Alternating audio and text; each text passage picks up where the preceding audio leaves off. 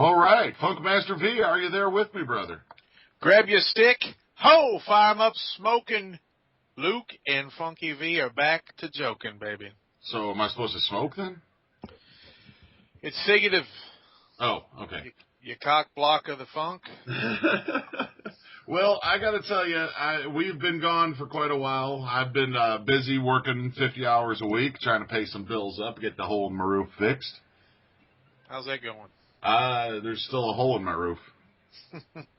It's a futile exercise. Well, no, I believe I'm waiting. I'm going to keep it there because I don't have a fireplace for Santa to come down. So I'm just going to have him come through that hole in the ceiling. Yeah, there you go. But I think that we're going to. I hope you and your kids don't freeze to death this winter.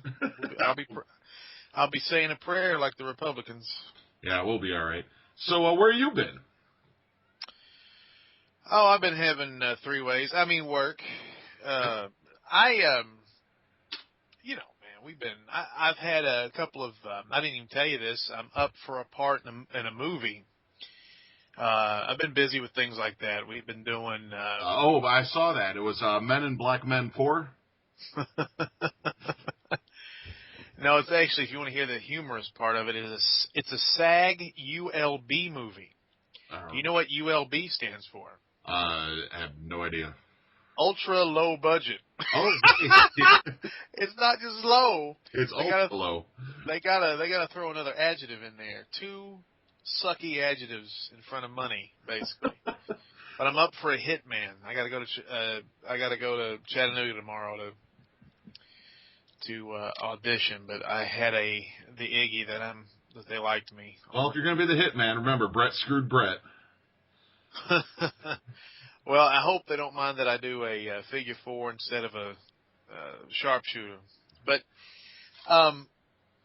you know, man, I'm involved in a couple of businesses. They've both been going pretty well. I've been trying to get back in the radio, so that's I've been producing some television. So it's been nuts. There's been too many, and plus when you're a father and you're married and you've got a couple of girlfriends and then you've got a couple of side hoes. Them side hoes take it right out of you.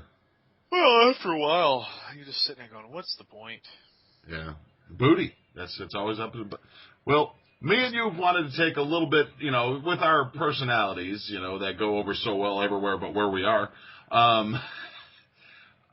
We wanted to take on some more serious topics than just local wrestling because it's just, there's nothing going on right now to talk about.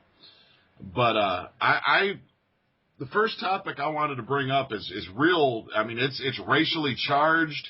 It's I think the whole nation should be talking about this incident and this situation that's going on. Are you talking about the Wiz tonight? No, it's black people apparently don't own any microbreweries.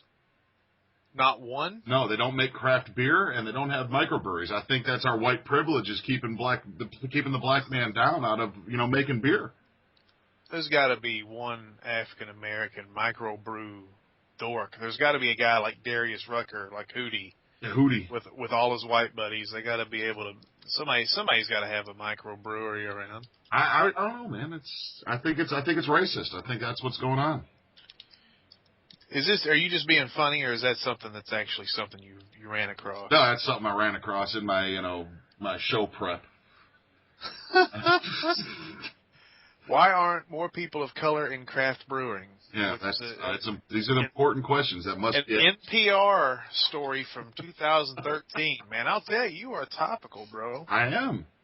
But hey, this has not been a slow news month, and that's where we're going. Well, I saw something firsthand that's actually pretty newsworthy the other night. I was standing at work with another local wrestler, Travis Graves. Well, I guess I'm not a local wrestler anymore, but we were standing there at Light 8 in downtown Gatlinburg, and I saw a pickup truck come speeding up, and a cop come behind it and put its blue lights on at the red light. That red light turned green, and it just floored it up Airport Road, which is a pretty straight road uphill.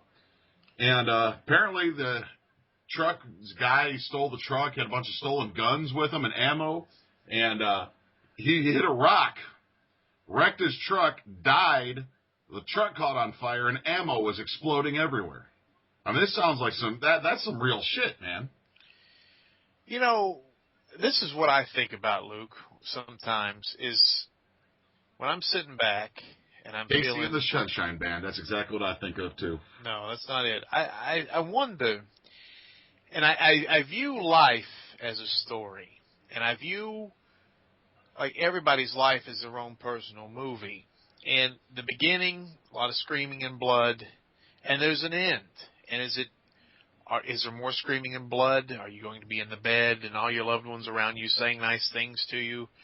Or will you be dying in a car crash in Gatlinburg, Tennessee with ammo exploding your face off? I mean, that's crazy. I mean, everybody's got a mother and a father, and everybody was doted on as a kid, or most people were, and it just cracks me up. I guess crack me up is not the right term. It's intriguing to think, wow, wouldn't it be something? I don't know if you ever saw the movie Big Fish, but if you had the ability to see into the witch's eye and to see your own death, if people would want to see that, because that guy right there probably would never drove again if he saw that. Oh yeah, I mean, how could you imagine that? Hey, I'm going to steal this truck and a couple guns and then die in a fiery wreck in Gatlinburg, Tennessee. Yeah, that's crazy. And as a former Gatlinburg cop, I've taken a few pursuits through town. It's not an easy place to have pursuits. Every single one of them ended in a wreck. Well, there's a question about whether or not if police should engage in high-speed pursuits. Like, they have enough technology to be able to find them later, I guess. I don't know. Well, I mean, like I said, as somebody who's been involved in them, I'm actually against them. I was not. I'll tell you about one. It's funny because it was actually funny. I was coming back I had arrested a guy and had to take him down to the county jail. And on my way back, I'm going back out to my zone, and I pass a Jeep doing 62 and a 35, and it's about 3 a.m. And I turned around on it, started chasing it. It goes up Glades Road, and you can, people that have never been on Glades Road, it's there's not a straight part of road, or a level part of road to Glades Road. And the weird thing about it, not to cut you off, but just to give people all over the globe, Glades Road is really it's in the middle of nowhere, but it's like a hippie village. There's like a 3-story magic shop. You've got tons of art galleries, pottery field. I mean, just like out in the middle of nowhere. You got all these it's like a little commune of artisan type places to shop, and it's just really kind of bizarre. And you're right, it is very windy, and if it's raining outside, I mean, you really have to go about 20 or 30 miles an hour, no matter what kind of tires you are, or you're going to be on your ass. I never once said the word pursuit on the radio. I said I am following behind. He's failing to stop. And I got to the point where it's like, look, I mean, this road's horrible. He's going to crash and die if I do not lay back. Yeah. So I said on the radio, I get probably a mile down Glades Road, and I still see him just flying away from me. I know he's coming up into a real bad corner, and I'm like, look, I'm discontinuing this. Right. Said this ain't worth my life or his life is what I'm thinking. But then I'm pissed. You also get pissed off when you're in pursuit. Your adrenaline gets going. Sure. And, I'm trying my best to keep calm because I don't want to sound like a little girl on the radio. And so as soon as I said I'm discontinuing the pursuit, I see a large blue explosion on the horizon. You don't see the car, you just see the smoke or something? He hit a light pole. Oh, you saw the transformer explode. Off the road, hit a light pole. And so I pull up to him a couple seconds later, and the guy is down a hill in a driveway, down a hill, upside down, and starts running. And, nothing makes me more mad than if you make me run. Said it's 3 a.m. I'm just getting back from, we're arresting somebody. My adrenaline's already been up once. It's, I'm like, oh, this motherfucker. So sorry about the swear word. So he starts running, and he crosses a little stream, and I jump down the hill, and I start chasing him, and I jump across the stream and don't quite make it the whole way, so my foot's wet, and he runs up behind a house.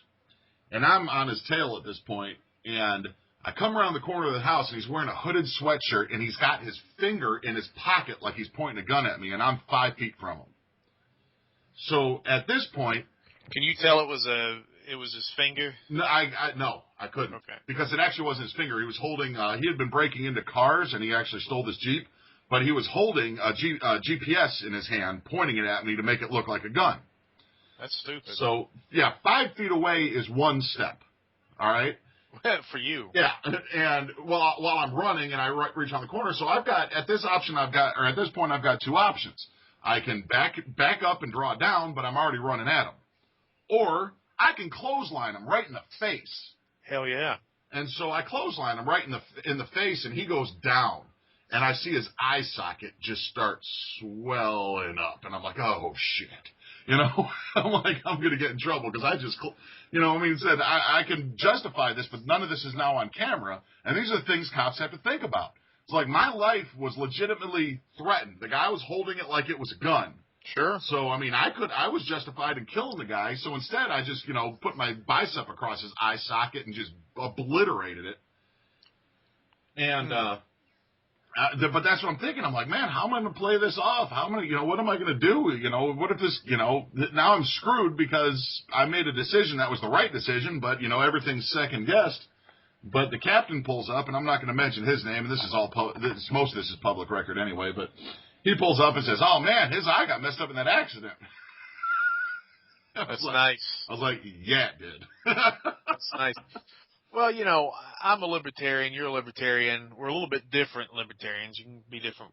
But, I'm always, I think the cops a lot of times go crazy. But, since you've been a cop and me and you have talked, because I find it fascinating. I've always thought about being a cop. I think I would be awful. It's a horrible job. Horrible. Oh, I bet. But the thing that most people don't realize, and me and you disagree on Mike Brown. We agree on the guy in New York. There's a couple times that we've George Zimmerman's a friggin' putz. Yeah, I think George Zimmerman is just he's the O.J. Simpson of white guys. Oh yeah, and he got away with it just like O.J. And anyway, when a guy gets, okay, let's just put it this way for George, just as an aside. There was a lot of people that defended him and said, "Oh man, he had to defend himself." And I was like, "Who was able to tell the story?" The guy that lived, actually, but he was told to stand down by the police. There's nothing. The worst thing than a cop, and there's a lot of good cops, but the worst thing than a bad cop is a guy who can't swing it. Yep. And he wants to be a cop. That's the worst human being in the world. Wannabes are the worst. The what? The wannabes are the worst. Oh yeah, man. Yeah. And so he's a wannabe. He's a do-gooder. The guy, okay, he killed Trayvon. He took a human being's life. He might have been innocent. He might have been guilty. I think he's guilty as hell. But should have never approached the kid. Yeah, it wasn't his business. He should have he did what he was supposed to do. There's a suspicious kid. Come check it out. That's a night watchman's job. Observe and report. Yeah. And let a professional, somebody who's trained to de-escalate. A real cop would have just said, "Hey, kid, you need a ride home?" And the kid was like, "Sure." And that's the end of it, not, whatever happened. But anyway, even if George Zimmerman was innocent, the guy, the a-hole himself, went in toward the gun manufacturer that he used to kill him. Mm-hmm. Okay, that means you're a dirtbag from hell. I don't care what your opinion is about gun rights or black and white, or you think black people are bad or what. You're a dirtbag. Yep. That guy's a freaking dirtbag. But going back, so I'm always very objective, and I have a brother-in-law who's a cop. You're a good friend of mine who's a cop. I have very good friends who are cops in Knoxville and Knox County, and they're great human beings and they're superheroes. But the thing that you always enlightened me to was the fact that you don't get time off. Like if you are working a beat and you're in hour 3 and you see a girl cross the street and get smacked and her brain fluid is circling her head and parts of her inside of her head is out on the cement and she's dying and people are screaming, you have to process that, compartmentalize that. You're the last person that she ever sees. You look into her eyes as she dies. Yeah, and she's looking for you for help. And then, like 6 hours later, they don't give you the rest of the day off and go, "Phew, that sucks. Go home, Walker," or whoever. Go write the report and go 10-8. Yeah, and then you're dealing with somebody who's giving you sass, and that's when, if you're not a good cop, that's when you lose your cool, and these people videotape you, and you look like an a-hole in front of the nation, and you give the police a bad name because you haven't done a good job dealing with it. It's a tough gig. I'm not saying it isn't, but it's no excuse for shoddy police work either to say, hey, it's tough. So, well, I mean, but you deal with so much shit. Like, I was sitting there, I'm in my car at light number 3 in Gatlinburg, plain sight, thousands of cars driving past me. I got my head down, I'm looking down at my lap because I'm writing a report because my office is the seat of a car. I'm 6'8", sitting in an Impala with a cage in it, and I'm writing a report. And somebody takes a picture and sends it to the chief and says that I'm sleeping on the job. You know, I mean, it's things like that you got to deal with daily. Everything you do is looked at the wrong way, you know. Uh-huh. I was out talking to my wife at a gas station, and somebody called the chief and said there's a cop out there flirting with a woman. You know? Well, how do they, I mean, I know Gatlinburg's kind of backward and stuff. Do they take all that stuff serious, or? No, they ask you about it. You know, they'll call you on your cell. There was department cell phones, and they'd call you and you know, like, hey, what are you doing? And like, I'm talking to my wife. Oh, it's your wife? All right, cool. And that was it. And then they'd say, go somewhere private. But then, yeah, could you imagine if I went somewhere and hid to talk to my wife and somebody saw me? You know, that's true. But no, all this is, you know, it's like this shooting. You know, I guess that's the big subject right now, is because it's like these people on Facebook and in the world and in the news, they get so excited when something happens that they can, you know, like this shooting in San Bernardino where, you know, they can use it, you know, it's like, ooh, yes, a tragedy. What? A tragedy. Yes, I get to, you know, use it. How can I use this for my political views to make fun of the other political party? And, you know, and you know, that's kind of along the police thing. I'm just waiting for the next round of this thing with San Bernardino for people to say, oh, those racist cops didn't need to kill those Muslim terrorists. You know?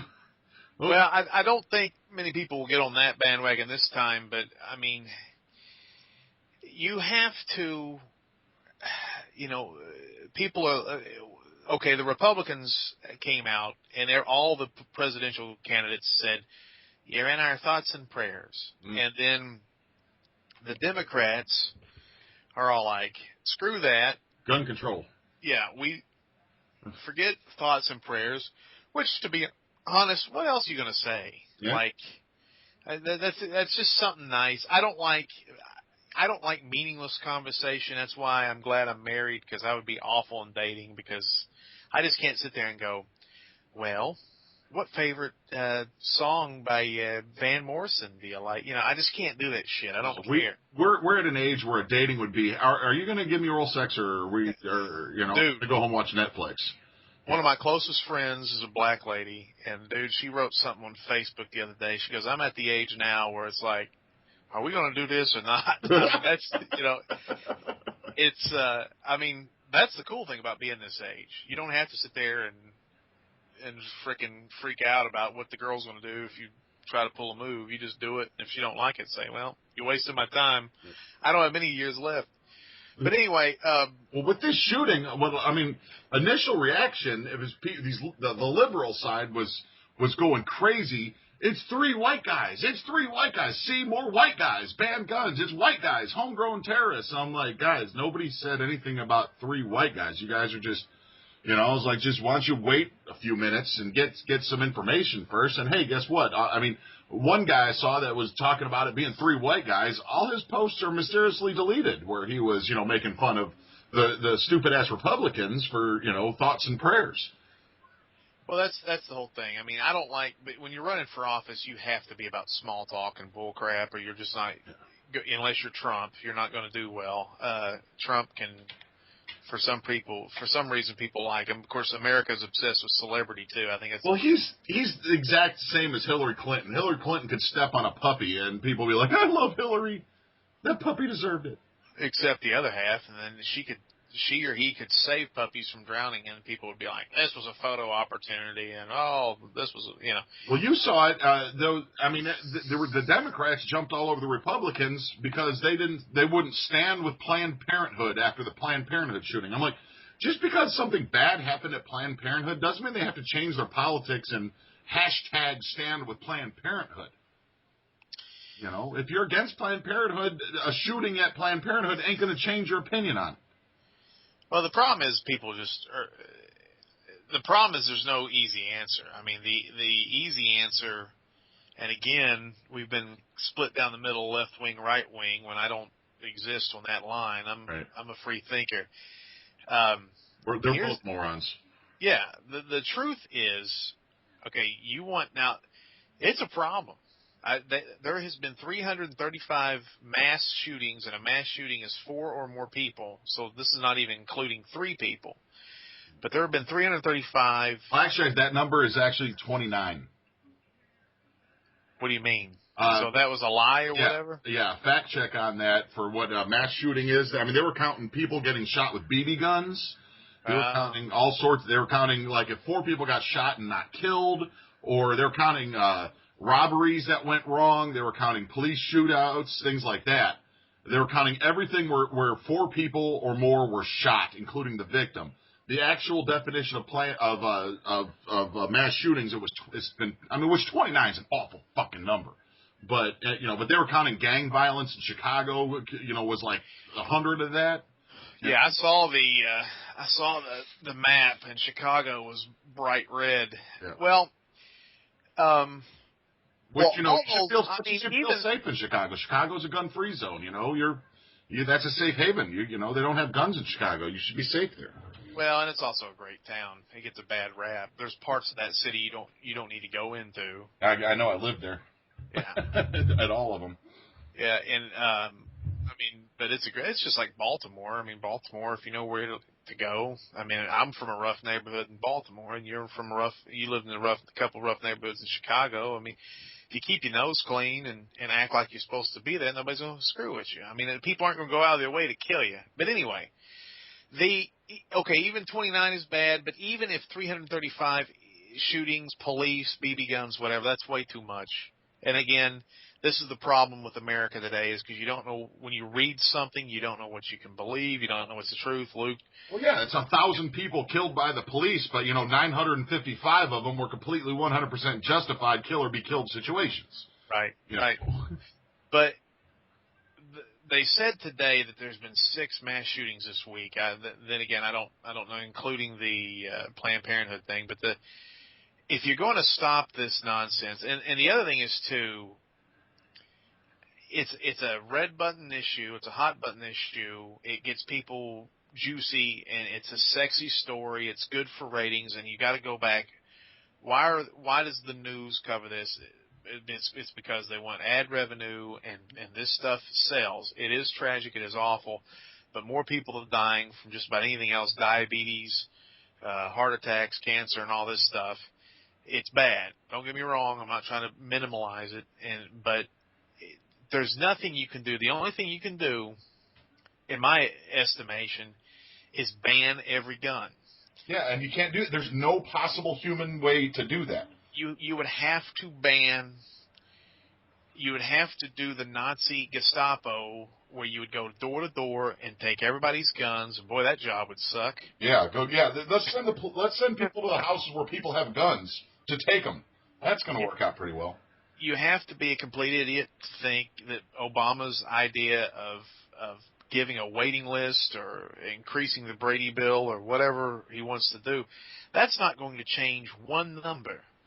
And because this is the problem I have with Democrats. Democrats forget bad guys don't give a crap about the law. They break laws.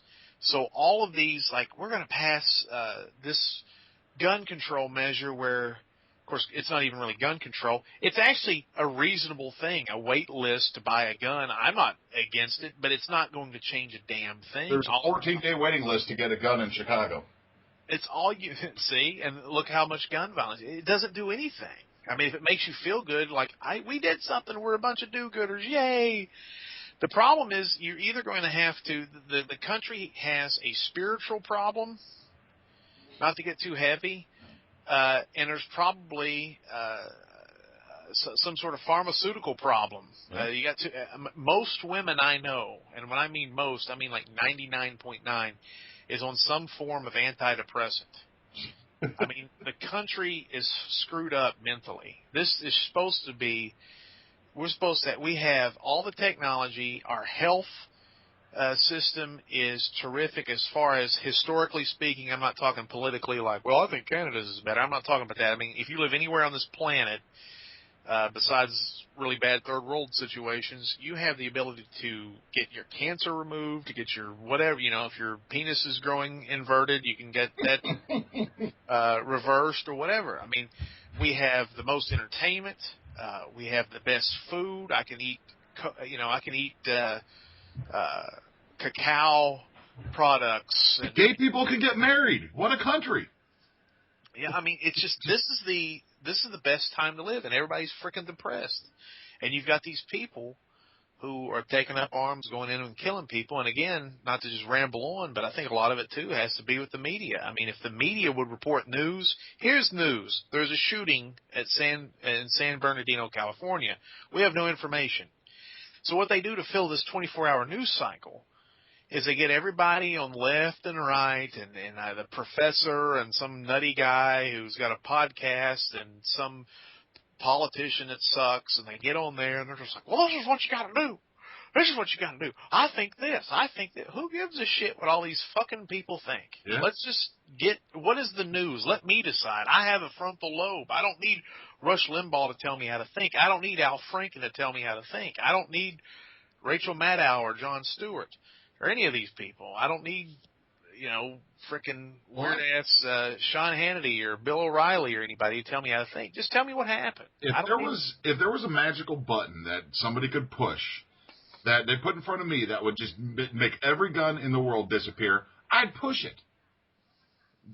But there's no way to do that because I just push it because I'd like to go back to us carrying swords, having duels and stuff. I think that'd be awesome. They call guns the great equalizer, and it's really a weenie-ass way to let people win fights that really couldn't in any other way. Yep. It's really, guns suck, to be honest with you. I'm glad we're having this for tour. I've never heard anybody say this shit in a public forum. There's a lot of people I know that like guns. I think the next time I go to Biltmore, you got to come with me too to do this. I want to shoot skeets over there. Oh, it's so much fun shooting skeet. I mean, there's enjoyment to be had with the thing. There are people that like to hunt. I don't understand it, but God bless you. People like to hunt. I know you like to fish. I don't know if you like to hunt, but I like to catch and release fish, and I like to target shoot. Yeah. Okay. Well, my nephew just won a competition. He's in the military. He can speak Farsi and Arabic and all this stuff, and he does all this, but he did good with assault rifle challenge. It's one of those things where you aim and you shoot and you run, you know, and you got to reload. Courses. Yeah, stress courses. Okay. Well, he just won a competition. I'm very proud of him, but I don't like guns. I'd fall and frickin' blow my own brains out. I just don't want to be. I don't want to be around them. I don't like them. I don't need them. It's like in my house, for my protection, I got a machete, I got hornet spray, I got a taser that if you hit the button, it makes your balls drop 2 inches. And, I've got all the judo training I've ever had, plus whatever I can pick up and bash over somebody's head. I got a baseball bat. I don't need a gun. I mean, you talk to people all the time, these right-wing people and weird people, and they're all like, well, you got to start taking care of yourself. You got to do this. You got to, and it's like, man, when it's your time, And I agree with you. I would love if you could remove all guns, then all of a sudden people would be a lot more polite to each other. Yeah. Because it'd be the guys that lifted weights and the guys that took martial arts and the guys that boxed and the guys that worked in the farm all day throwing hell bays. Those are the guys that will be telling you what's up. And all these little mealy-mouth internet warriors and crazy radical Islamic people and crazy blow up the abortion clinic Christians and whoever else is trouble. They wouldn't, the whole Carlito's Way. You have Al Pacino the whole time being a badass, and this little punk kid runs up and shoots him. Yeah. In a subway. And that's how the movie ends. Sorry, spoiler alert, but it's like, what? Luis Guzman was awesome in that movie. Yeah, he was. It was a great movie. So what do you think about the conspiracy theory that this is? I mean, it's ridiculous, but there's always possibilities to it that these some of these attacks are like some people say the Planned Parenthood attack and all this is actually perpetrated by liberals to get the agenda, to get guns banned. I don't think that's true. I don't think liberals would do it. I think liberals. God, so many people are going to get mad at me. I think liberals are pretty much good people. Yeah, well, but there is a few situations, and I remember one pretty famously where they vandalized their own their campaign headquarters and blamed the Republicans, and then a video came out, it was them doing it. Well, not all. Some of them are. I mean, a lot of liberals are crazy. I mean, I think Oh, a lot of Republicans are too, man. Well, the Lewis Black quote: "The Republicans are full of bad ideas, and the Democrats are the party of no ideas." I think there's a lot of that goes a long way for me. My theory on it is all the ideas and all the laws that needed to be passed were passed 30 years ago, and what we got now is just people passing laws to ensure and secure their positions. Sure. Well, how many laws do you need? I mean, as a libertarian, it's like, let's take some of these laws away. Let's decriminalize a lot of this stuff. It's not so we can get away with evil, nefarious things. It's just you don't need laws. I mean, there's common sense. I mean, well, I guess I'll go back and answer your question. I mean, I don't think there's conspiracy. I don't want to live in a world where the liberals are killing people to get their agenda through, because my biggest point against that is it's not going to work. The NRA is such a powerful lobbyist. They're never going to get full gun control. I mean, they're going to go through this for the last 6-7 years, all the bloodshed, so that they can get like another week waiting list nationwide or something. I mean, that's not. They're never going to get guns away from everybody. I don't care what happens. There's too many people who are good Americans that like guns. There's so many rednecks. There's so many Christians. There's so many right-wingers. They're not going to give up their guns. And even there's several people who are Democrats who love shooting, and we're in the military, and we're cops, and it's just never going to work. Conspiracy theories, you start going down that line, and at that point, I know very intelligent people that sound like they're insane because they start going down this line. You have to really think about both sides. Like, what is the end game? What are they going to achieve? I do think the Planned Parenthood guy killing those folks is really weird timing, because there hasn't been an abortion clinic attack, to my knowledge, since like 1990. No. And that guy looked like he was crazy as hell. But I mean, that came right on the heels of the Paris thing. Yeah. And I thought that was a little odd, but so they got. I mean, so that the abortion clinic thing, they built that up. The Republicans kind of built that. The far right ones really built that up as Planned Parenthood is this evil thing. I am not for or against abortion because I'm a dude who will never get an abortion. But Planned Parenthood does some really good shit, and I don't stand with Planned Parenthood. I think it's a horrible organization that does 50% good things and 50% evil. So, but they played it up so much that they're selling baby parts and and all this stuff that, I could see how some buttnut would get, mad about it. But I mean, not to the point of shooting. That's stupid. Well, the guy's nuts. I mean, and then now we're to a point where you go, well, these people are nuts, or these people are illiterate, and they follow a religion that preaches, or they can interpret it to follow a religion that they can interpret it means to kill all the infidels or whatever. Well, I'm going to take our president's lead, and I'm going to take Bernie Sanders' lead, and I'm going to say that you can blame it all on global warming. I saw, I think Bill Nye said that the other day, too. That's the dumbest thing I've ever heard in my life. I am not in the global warming camp.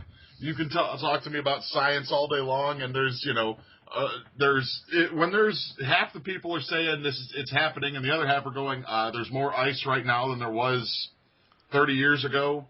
It's just that I'm not anywhere near qualified to tell you if that argument's valid or not. You know? Well, I'm not either. I mean,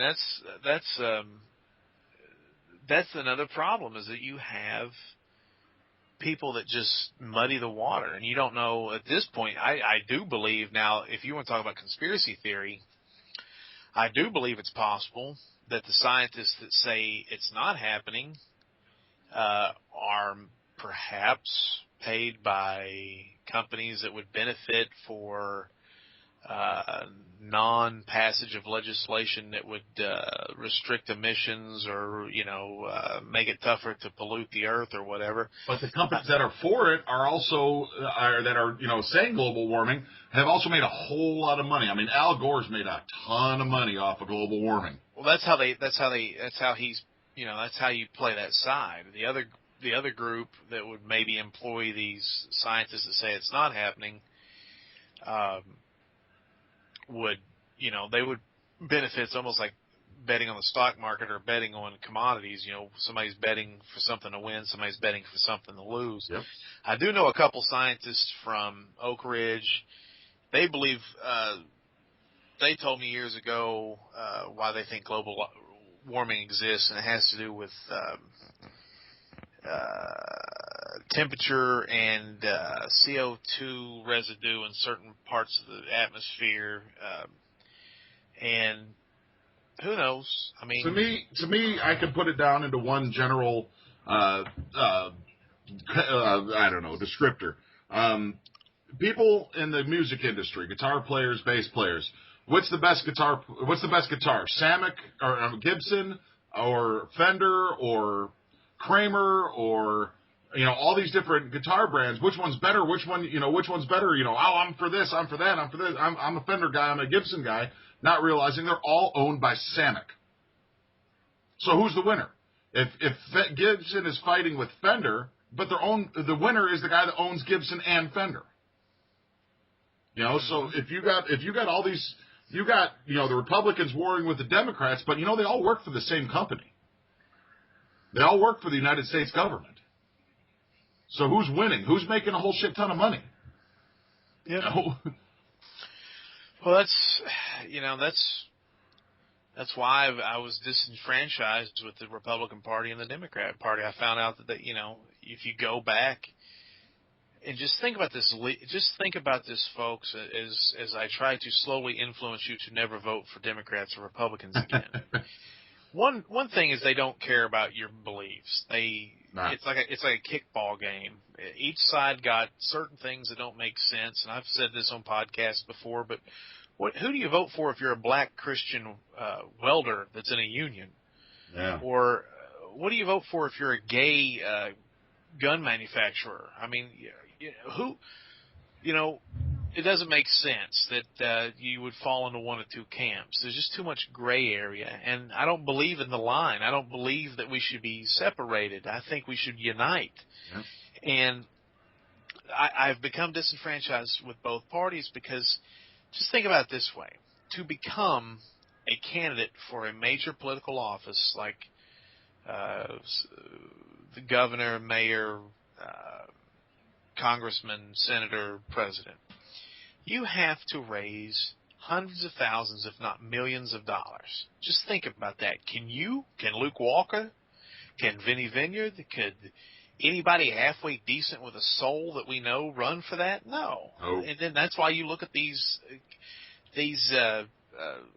debates, and it looks like that you got a bunch of people up there that's half retarded. Well, I know a way I could probably get elected is if I had the right catchphrase, which of course is, "Who's ready for some bestiality?" That would give you would win in some parts of Arkansas. I mean, it would be like the Ozark winner. But Ted Cruz the other night, that's about a month ago, he gets up there and he goes, "I was raised by a single mother, and she did everything she could. And she wanted me to be," and the person who's the moderator says, excuse me, Ted, Ted? He's like, yes. And he goes, it says here in your bio that your dad was such and such. He had some business, and you guys lived in a wonderful home, and blah blah blah. And he goes, well, no, you misunderstood me. I said I could have been raised by a single mother. I saw this with my own eyes. And I'm like, is this guy for real? This guy's now in third place. I mean, give me a break. This guy's creepy as hell. And you've got it on both sides. And when you sit there and you're like, Mitt Romney and Obama was given money by Goldman Sachs, chew on that. Yeah. You see all these Republicans sitting here and they're talking about, oh, Obama's a Muslim. I don't know many smoking, baking, eating Muslims that talk about Jesus that murders thousands and thousands of Muslims with drone strikes. I don't know many Muslims that do that. I don't know many Muslims that work out like a homo like he did. That's a great video, by the way. That was weird. I know. That was watching the president lift weights and do like some kind of weird. Yeah, and he was kind of like half dancing and half like shaking his butt or something. I don't know what was going on, but it was weird. Well, you know it's a weird country when half of America is standing behind Putin. I know, what the hell? They're like, and Christians are, hey, Putin is a freaking maniac. Are you kidding me? He's a Russian. Yep. Don't trust the Ruskies, you bunch of... Just because you hate Obama, man, don't go off the damn deep end. Kidding. Haven't you seen the Soviet stud on Great American Wrestling? That guy's a scoundrel. He's from Kentucky. Oh, man. I would say that I wouldn't follow a Ruski or a Kentuckian, either one. I don't know, man. That one of them, Ashley Judd's from Kentucky. I'd like to follow her. Well, if you know what I mean, ladies. But hey, all right, to get to kind of please the base a little bit, because we are on OneGimmickWorld.com and the offshoots. Well, I was just gonna, if I could just finish my point. All right, go ahead. And then we'll go back. But the thing is, with Obama and all this, just say no to drugs. Yeah, crack is a hell of a drug. Yeah. But the Raw ratings, the ratings for Monday Night Raw, worst since pre-Attitude Era. Really? And I will be honest with you, I have not watched Monday Night Raw. I can't tell you the last time I've watched Raw. I don't DVR it anymore. I used to just kind of like thumb through if somebody said, hey, something cool was happening. But the last time I think I actually sat down and watched an entire edition of Raw, CM Punk was still on it. Mm-hmm. What was that, 1978? Yeah, summer 77. Back when Morgan Freeman was like 80 years old. But before he was an actor. Yeah, but I've been watching people's complaints and stuff, and I even read Mick Foley was saying that he was going to stop watching Raw because they had like two of the best women's wrestlers, people I've never heard of, Sasha Banks and I think Ric Flair's daughter maybe. Yeah, Charlotte. Had a match that was 4 minutes long. But, then they have segments where the New Day, which I think has got Kofi Kingston, who is somebody I actually like, and those guys in it. I don't know the other members, but they had like a 15-minute match where they're playing trumpets and stuff. And I'm like, yeah, I don't think Vince is really catching on to the. Do you think it's that he just doesn't know how to, what his fans want anymore, or do you think it's he doesn't care, or do you think it's that NXT is so good? Because I watch that.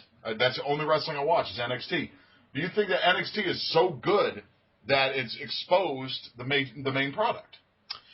That's a good question, especially the last point. I think a lot of it has to do with, how, doing something like this for 30 years or however long it's been since it was the WWF, it's been over that, 35 years or something like that. You've got to go through peaks and valleys. Yeah. And the culture, I've talked to somebody about this too. We don't have a connected culture anymore. The reason that pro wrestling was big one day is because there was only 3 or 4 channels, and on the other channels you had Lawrence Welk, and then you had some guy cooking. And Pop Ross, hell yeah. Yeah, well, that he would be trouble for the wrestling ratings because he was awesome. But he was. you have to, you had a captive audience, and now there's a million channels. I rented 5 movies from Popcorn Video down on Dolly Parton Parkway Tuesday. You rented videos from a video store. You're the last American to do. Dude, that place is the frickin' bomb. But here's the thing. I haven't had time to watch any of these videos because I can't get through the shit I'm trying to watch on Netflix. I mean, it's hard. You have to be very good. You have to be very cutting edge, and you have to keep reinventing yourself as a wrestling company. And I just think that, sometimes if you make one wrong turn, it's going to take months to correct that. So I don't know. I don't watch it either. I don't know what they've done. I know everybody loves CM Punk. Everybody liked Daniel Bryan. I think Bryan is hurt and CM Punk's done forever. And,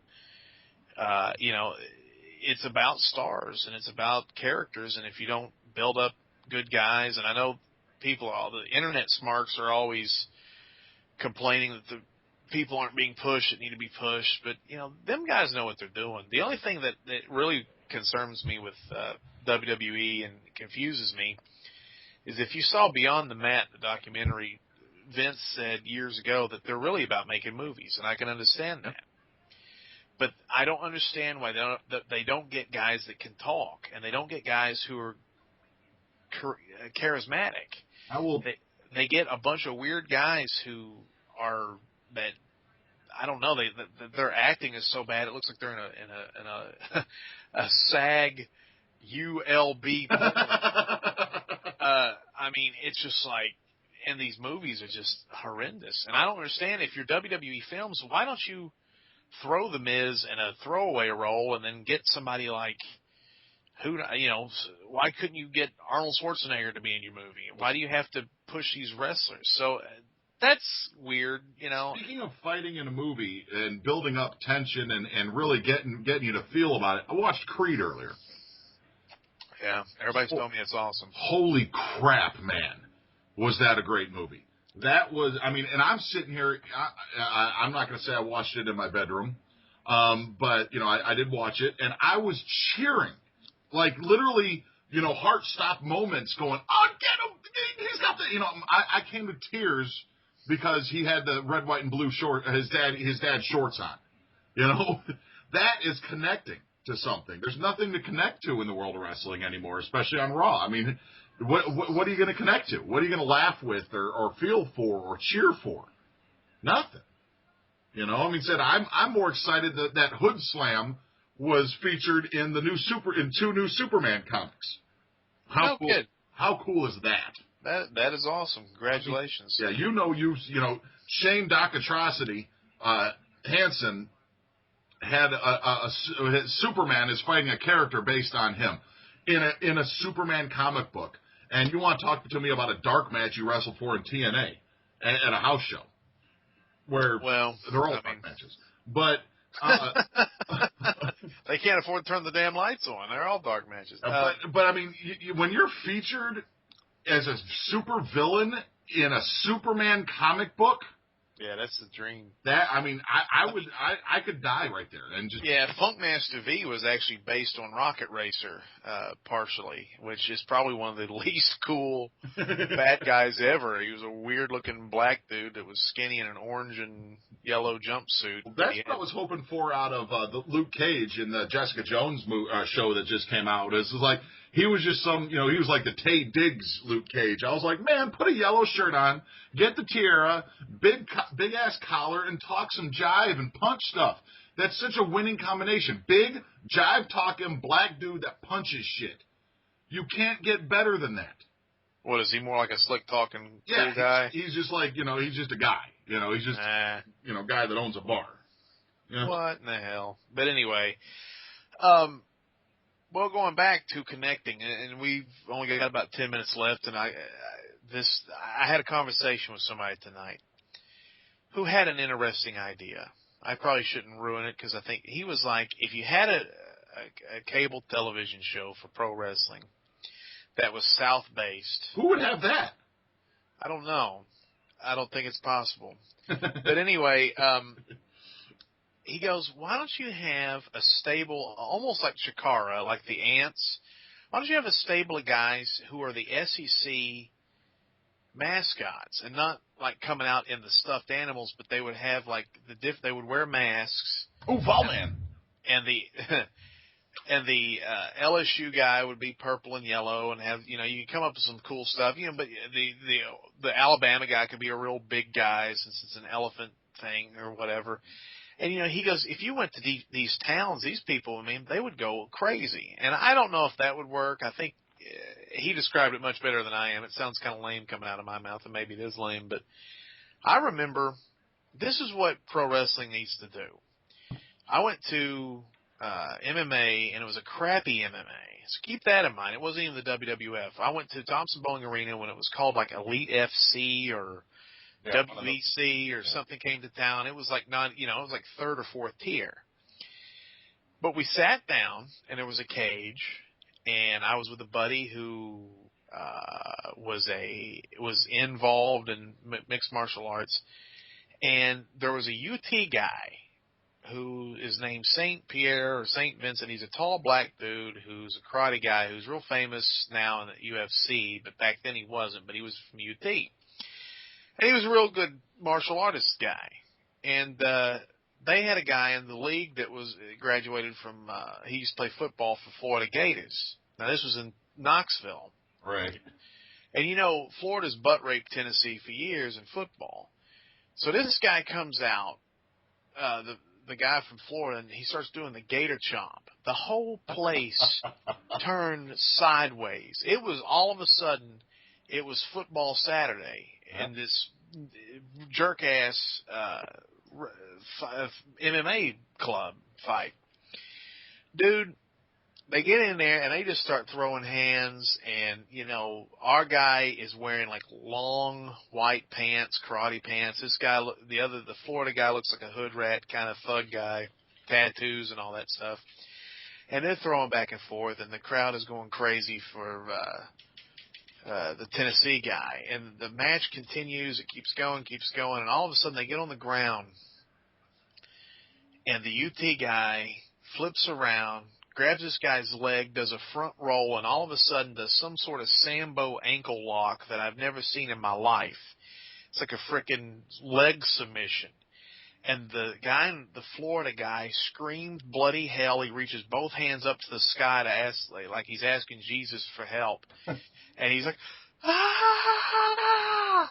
And he just taps out. That place went nuts because that submission came out of nowhere. And to see somebody from Florida tap out to a guy from Tennessee after all the years of anguish over the football program, it was exhilarating, man. Everybody started doing the chomp at this guy. He was banging his head on the mat. He was so frustrated that he got caught in that submission. But that was pretty smooth. Now, I talked to this guy, and I was like, I don't know if that was a work, but if it was a work, who gives a shit? It was awesome. It doesn't take that much to get people. It's all about connection. It's all about figuring out who your audience is and what they want to see and what would make them happy. And I don't know. Of course, I guess lately a lot of people don't. They don't. Vince McMahon is still, I think, writing stuff for kids, and kids aren't watching his show. That's bad for him. Yeah. Because nostalgia, I think, is key for wrestling. I think it's what can make wrestling, connect to people again. If you kind of nip into that nostalgic vein, And he's got to go back to PG-13. Is it not PG-13 now? They're still calling it PG era and stuff like that. I think you're going to get a better crowd. You're going to get the teenagers back, who you really need. You got to make wrestling cool again. You're not going to do that with the fighting Bulgarian. I just don't know if there's not a lot of guys that have the charisma of Ric Flair, of Stone Cold, of The Rock, of...